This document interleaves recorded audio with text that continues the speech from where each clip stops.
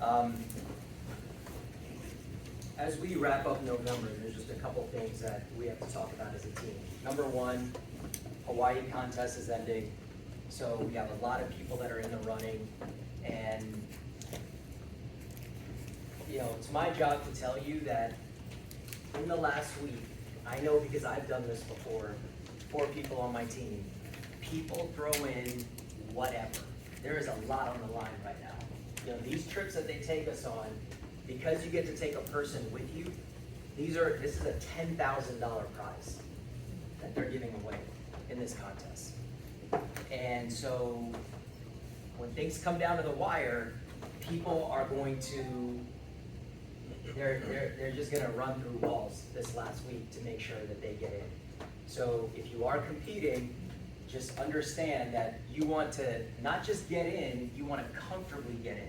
Because even after the month ends, then people fight the company, they want exceptions, and the numbers continue to move for sometimes a week or two after the contest ends, and then the people at the bottom sometimes kind of come out, right?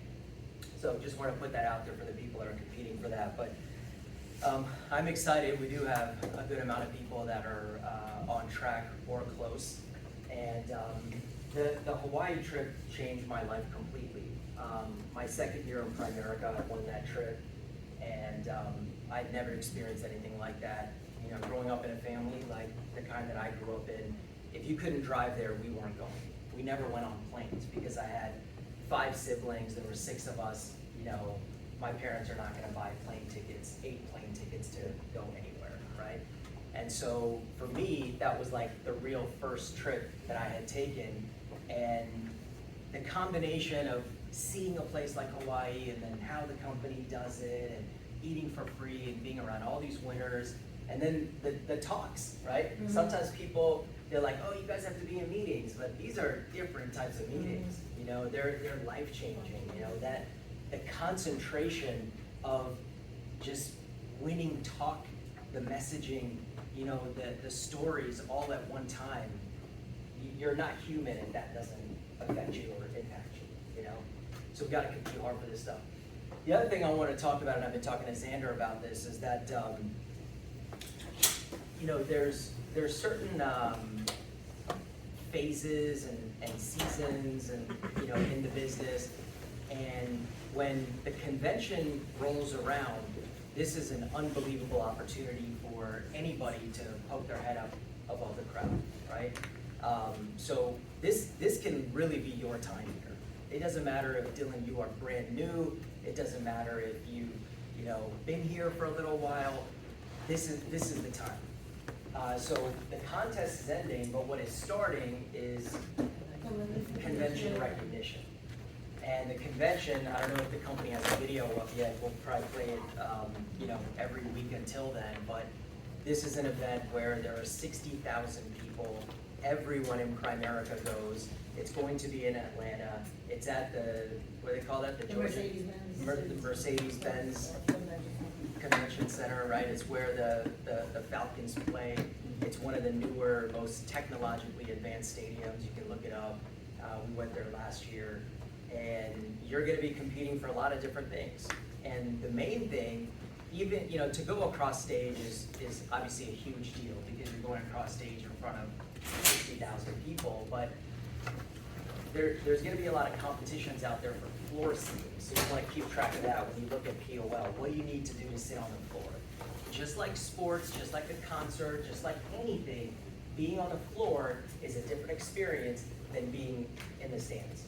And you get a special lanyard where security lets you go down and sit on the floor.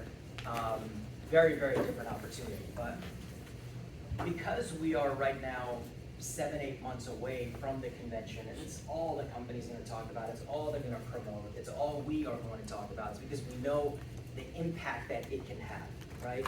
When I wasn't in the business, Shaq, and at that time his business partner Brett that started, they went to the convention 4 days into the business, right? Imagine you're here in Virginia, and 4 days in, your team talks you into taking this trip down to Atlanta, and it completely changed their lives because it gave them such a big vision of what was possible, right? And now our business has kind of been spliced up and split up a couple times, and people are in different hierarchies, but at the time, before that happened, we were one of the youngest, largest organizations in Primerica, and they largely attributed that to, them going to the convention that early. So, the talks that Xander and I are having, and I'm gonna be having with everyone else on my team, I just happen to talk to him a lot more than everyone else, but how many people can you get there, right? How much of the impact that you are going to have on your team is going to be determined not by how much you are impacted, which is great, but how many people you are going to have impacted there with you. The people with the most people get the most benefit out of everything in Primerica. You come to Saturday training, I got a lot of compliments about Saturday training, not just the parts that I did, but that other people did when they came up here. How many people did you have listening to Sheila explain that, listening to Val explain things, listening to me, right? That's who gets the biggest impact. So this is the time, man. We gotta recruit, we gotta train, we gotta develop people, we gotta promote people, we gotta build teams under teams, because when that convention comes, how many people are you going to have there? And I know that setting goals is like it takes skill, right? Because if you're sitting in the meeting alone today, and you're like, I'm here today, maybe it's hard to say I'm gonna have 20 people at the convention, but just write it down, work at it. 8 months, anything can happen. I've seen people go from zero, like they just came in the company, 8 months later, they were a top RVP. I've seen that happen. I've seen that happen all over. It doesn't matter where you are, it doesn't matter where you came from, it doesn't matter what your past is.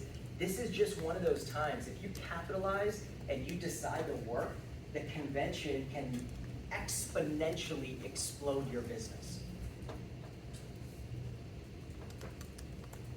And it's something that it really is hard to describe. But everything that we tell you here in the business, you have to understand, when it's coming from the leadership, we have no incentive to lie to you, right? They don't pay me per person that I get there. The only reason I would tell you to go is because I sincerely believe it can make a huge difference in your life, in your mindset, in your expectations in yourself, and you can use that energy to move your life forward, right? If I didn't think that, I wouldn't be going, right? And I damn sure wouldn't be dragging a bunch of people out to Atlanta, right? Which I have no other reasons to ever go. There's nothing there, right? That's not like an amazing destination. But that's where the winners are going to be. That's where Primerica's home office is. That's where our headquarters is. That's where we're incepted as a company, right? So I want to talk about a couple things. Let's talk about our system here. So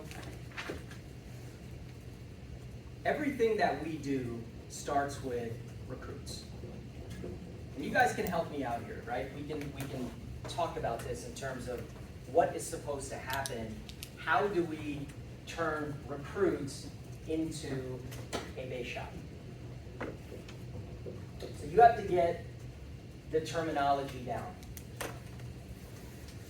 If Sheila has Mary Grace, Teresa, well, regardless, just name people that are licensed, right? Chris, Janet, Virginia, my sister, your sister. So this is what Sheila does on her own is called personal, right? She did personal recruits, she did personal production. But all the people that she named, when you add all of their efforts together and all of their production together, this is her base shop. Everyone here is trying to build a base shop. That's the Primerica terminology. They've been saying this for 40 years, right? The modern term is you're building your own brokerage. So everyone here wants to be a broker and they want to build a brokerage. And in Primerica, we have a saying that all good things go to those who build a big base shop. You want a big base shop.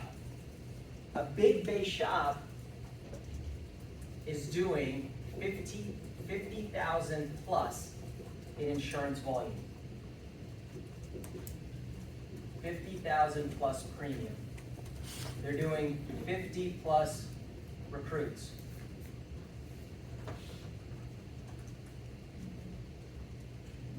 And in my opinion, you know, if you can get to 100 plus licenses in your business, then you're big.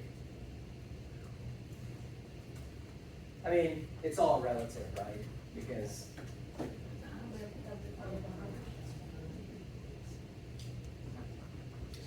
it's all, the reason I'm saying it's all relative is because it depends on who you're comparing yourself to. Right. So there's leaders in the business that have 500 in their office and they tell their guys 100 is extra small, right? And then 250 is like the number and you want to get to, I mean, it really depends, but I think 100 is a starting point. So if last month Xander had 6 or 7, right? Or let's say you had 3. So it doesn't really, it shouldn't take that long, because if you get 3 a month, that's 36 a year. And that's if you stay the same. If your recruiting goes up and you get to 4 to 5, then you can start to accelerate that process. If he can maintain 6 or 7, you can do that in a year and a half. So it's, again, big numbers, but it's not inconceivable. But everyone should be going towards that. So it starts with recruits, but we want to turn it into a base shop. So let's talk about what we do with new recruits. What is our system? And some people do things a little bit differently. What are some of the first things that, the first step of a new recruit, what are we going to do to kind of move the assembly line forward? What are the things that are important?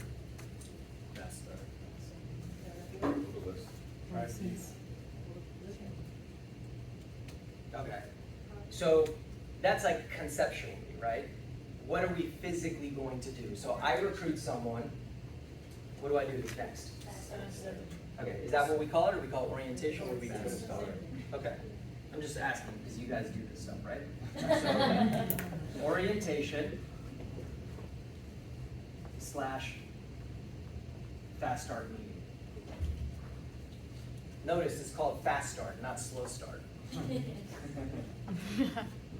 There's a saying that when people get it, like I recruit you and I say, okay, now you go pass the test, which I have now done with 2 of my recruits and haven't talked to them, no, 3, and haven't talked to them since.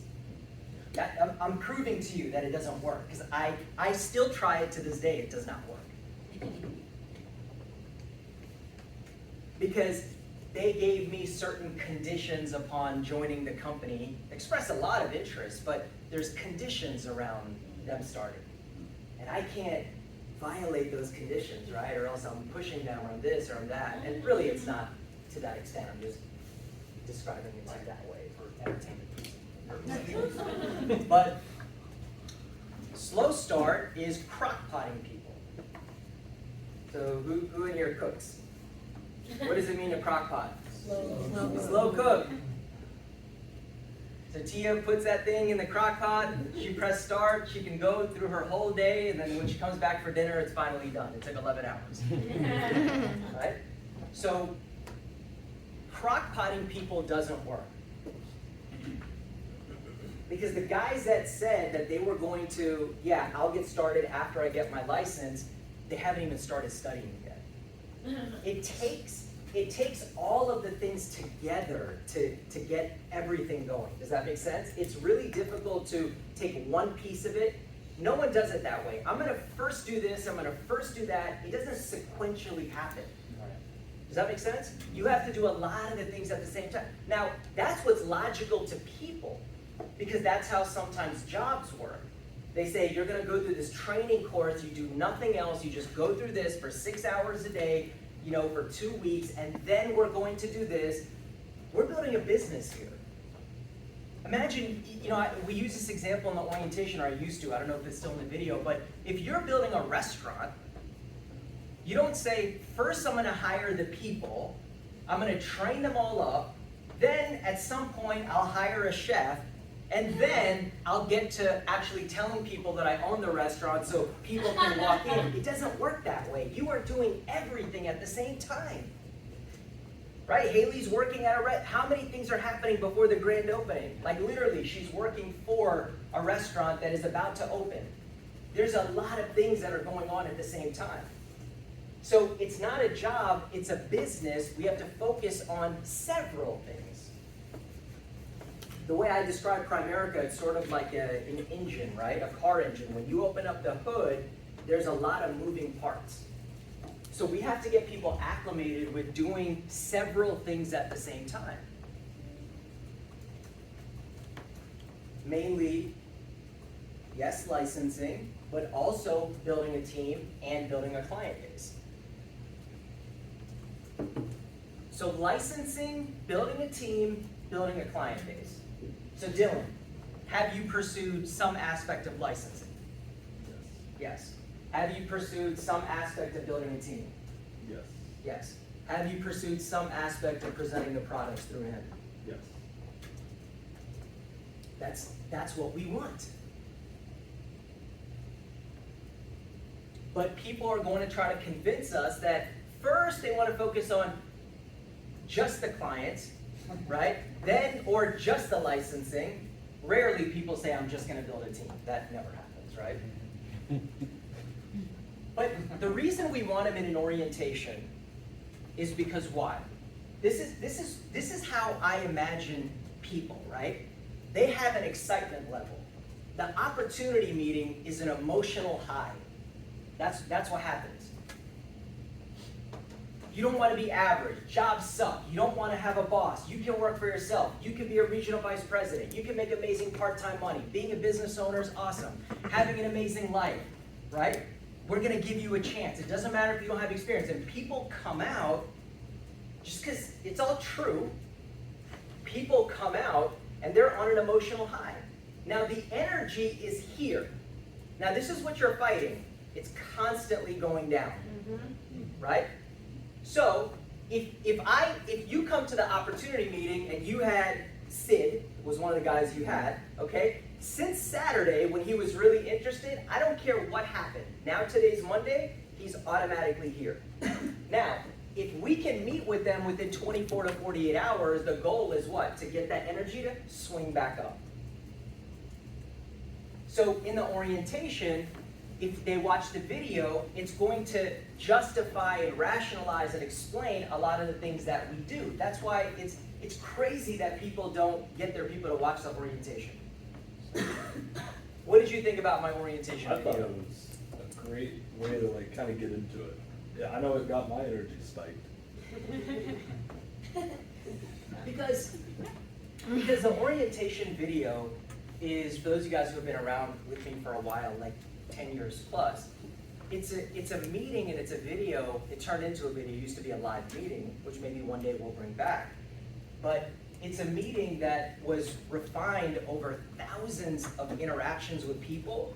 And I started to figure out, okay, this is the stuff that people are skeptical about. This is the stuff people don't understand. This is the stuff people think is weird about our company. And I addressed all of those things in the video. So when they came out of that meeting, when they watched the video, they're like, all right, Tia, I get it now. I need to build a list. I need to start inviting people. I need to go see friends and family. I got to pursue my licensing. I got to show up to meetings. That was my goal.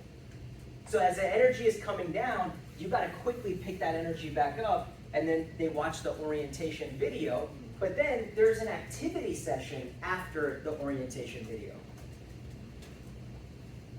This is how it used to be. It used to be that you have to recite everything that I said in the video and then have enough energy to actually do the activity with them. And it was like this 2.5 hour process where everybody was drained. So I said, look, let's create a video where I will do all the presenting. You just have to do the activity. Now, if we bring in a recruit, they don't watch the video, they have a lot of unanswered questions, they have a lot of skepticism. That skepticism mixed with the energy going down, they're done, they quit. Yeah. Because that's how the human psyche is. Just like you lose your phone, it's away from the charger, Someone finds it 3 days later, and what? It's dead, right?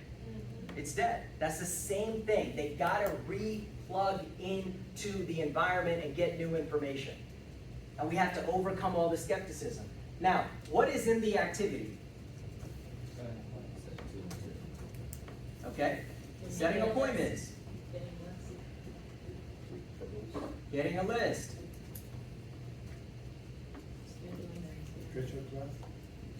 Class, exam, licensing stuff. So, in the activity portion, if you are not doing this with people, you are not moving people forward in the business. You are not actually getting them started. The biggest confusion in Primerica is Dylan paid $100 and now he's in. That does not mean anything. Did you get started in the business? Did you move forward in the business? So this activity session is huge. In the activity session, we have to set appointments. This is where rubber meets the road. Everything that we do sounds great, but are you going to take us to go see people so we can show you evidence of that? One of the things that I say is, look, you're excited, I'm excited, you want to do this, but really, you don't understand what we do. And you are not going to understand what you do until you see it actually in person. And if we go on an appointment together, one of two things is going to happen. You're going to say, oh, this is what you do? I'm not interested. Or you're going to say, oh, this is what we do? And you're going to be even more excited. Well, both of us, Desiree, we want to understand which one you feel as soon as possible. Because why am I going to waste another 20 hours with you doing other random stuff and then we figure out this is not something that you want to do? So if you want to be in the business, wouldn't it make sense to actually see the business happening? And so, I've alluded to the fact that I want my recruits to set their own appointments. Maybe that's not the best way. So what we do is we try to take the fear out of it and we say, we will call your mom, we will call your wife, send a text, we will talk to them, we'll answer the questions, right? Because it's okay, a lot of people are scared. And we help them set the appointments. Why is the list important? Because in this business, your list is your inventory.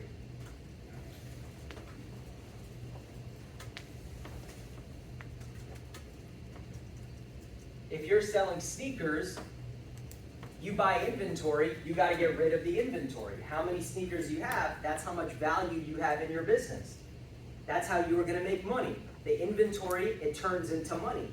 In our business, we don't really have anything tangible. We only have a list. Now, a couple things happen with the list. Number one, the reason why you want to get a list is because it now puts you in control of the contact. That's a very important thing in sales. And there's a reason why it's important.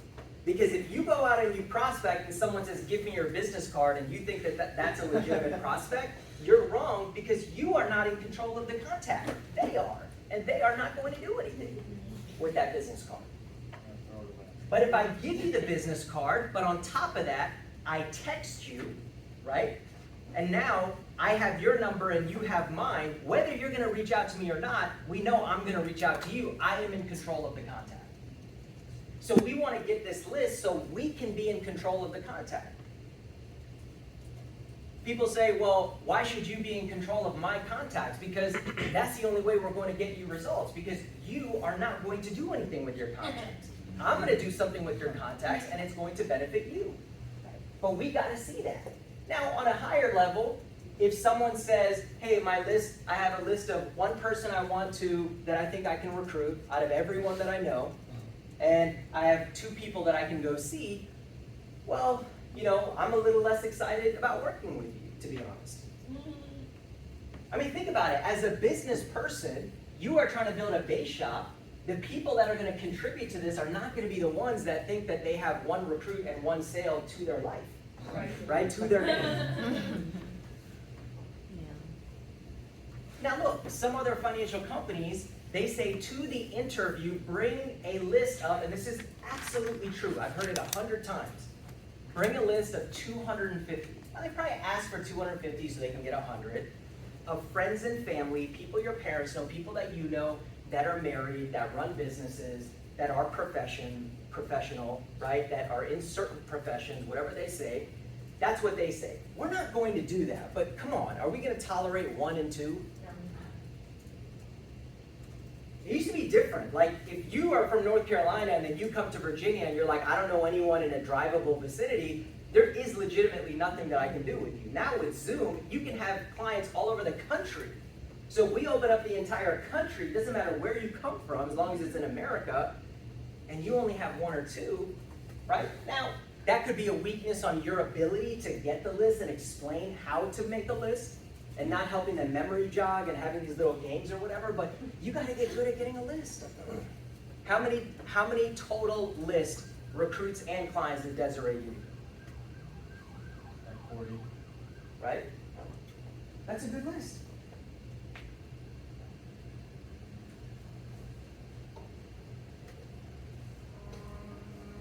This skill right here is something that you can get better at. Because when I was trained kind of like by an older guy, and they had this thing where it's like top 25, right? And that's good. That's good if you're working with certain kinds of people. And like, if Sheila gives me a list of 25, there's a lot of money in that 25 for both of us. But the average, you know, if I'm 22 recruiting someone who's 19, who's 20, the 25, it doesn't translate to the same result. So I got good at getting how many? 100. 100. One time we did an experiment, and Dante, we were all very young. He was like, I'm gonna try. He goes to his recruit, who worked at like Pizza Hut or something. He goes, yeah, I need 1,000 names. And he actually did it. Wow. He did it. He brought in a directory. He was like, yeah, this, we can say that, whatever. People get creative. So this is a skill. If everyone that you talk to is giving you 1 or 2 or 4, you suck at getting a list. That's okay, because it's a skill that you can get better at. But you can't be lazy about this. Because I'll tell you one thing. A lot of people gave me permission to still use their list even after they quit. Because I treated everybody well. So Dylan would say, hey, you know what? I'm not going to pursue this, but Xander, you're a nice guy. I trust you. Even if you want to use my name, or if you don't want to use my name, those contacts became mine. Many people got recruited off of lists of people who quit. So that became a resource for me. You know? Off the list, here's something that I used to do. I used to say, all right, Nora, here's your list of recruits. Who's someone you don't even know very well? Like they wouldn't even remember who you are, right, on this list. And she'll say, well, I had study group with this guy one time, so he's on that list. I think he's sharp, but I honestly don't know if he remembers me. And I will cold call that person right in front of her and book that guy for an interview, and her belief goes way up. Yeah.